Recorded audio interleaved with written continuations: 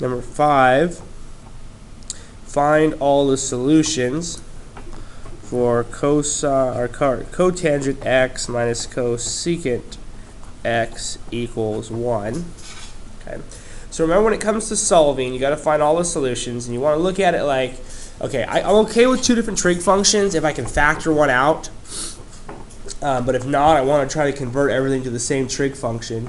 So what I can realize here is I like the square because now I can use a Pythagorean identity, and what I know here is that cotangent squared x is equal to 1 minus cosecant squared x. Okay, and oh, sorry, this is backwards. It should be like this. So I would have to subtract the 1 over. Okay, so I'm going to plug this in here, and I'm going to write it like this, and I'm going to say cosecant squared x minus 1. I just switched the order there. Okay, I plug that in there, minus cosecant x equals 1. Okay. So now what I'm going to do is set it equal to 0. So I'm going to subtract 1. This is the only like term right there. I know those parentheses look a little bit weird, but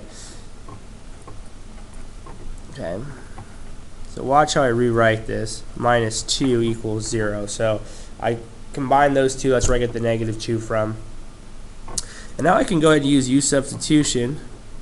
You could do it without it, but what multiplies to negative 2 and adds to negative 1?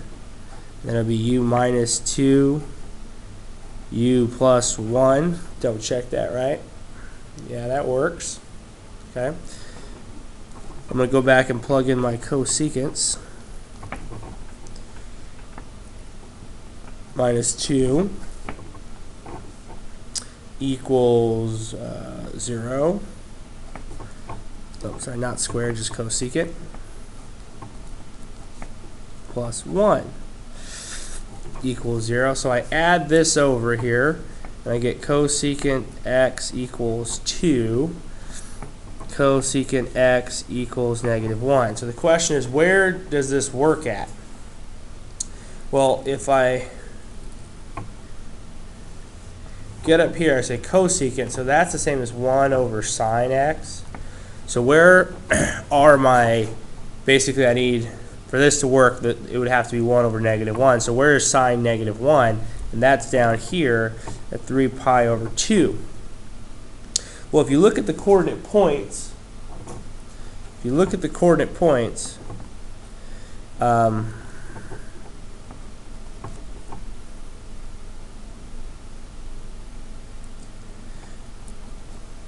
and we're looking at cosecant here. We got to get to 2. Well, if you look, when it comes to sines, really the biggest one we have, it looks like, is 1. But you got to think here. Okay, so let's think about this right here, though. Okay, because there's different ways to think about it. For example,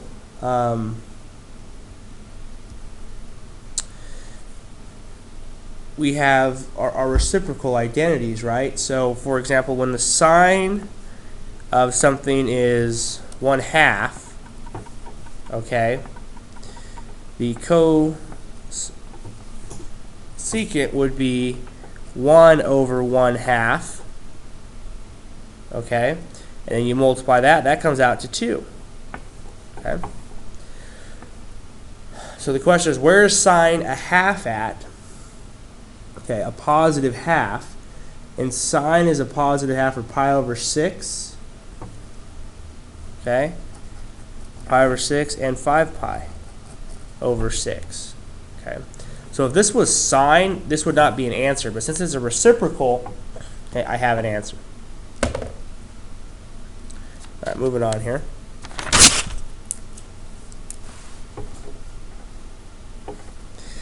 Number 6. 2 sine 2x equals root 2. Okay. So I'm going to go ahead and solve this, and they want all the solutions between 0 and 2 pi.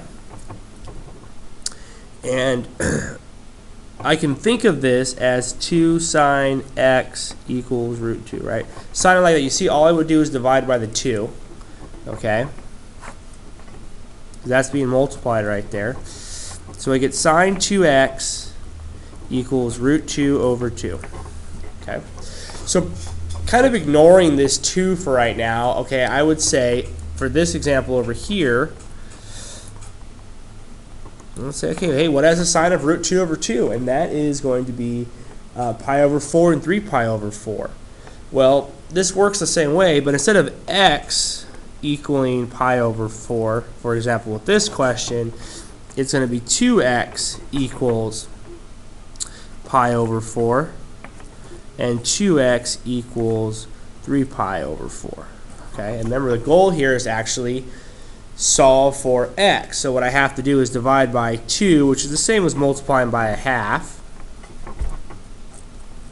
Okay, and we get x equals pi over 8, and x equals 3 pi over 8. Okay. All right, and let's move to our last question, number 7. Okay. Find all the solutions in the interval 0 to 360 degrees. And one thing here that tells me it's going to be 360 is with the 360 part is that I'm probably going to use degrees and maybe some decimals for my sines and cosines, so I probably won't have exact answers for this question. Okay. So when I look at something like this, sorry, this needs to equal 0, and I solve for cosine, I would add 3 to both sides. I would divide by 4, and the cosine of x equals 3 over 4. And what you notice here is that is not a one that we recognize, right? It's not like root 3 over 2 or a half or 1 or 0. So for me to find the answers to this, okay, so I got a positive cosine, okay, so that means I'm either in quadrant 1 or 4, and what I'm going to do here is I'm going to go ahead and do inverse, okay, so make sure I'm set to degrees, okay, and I am, and I'm going to do inverse cosine 3 divided by 4,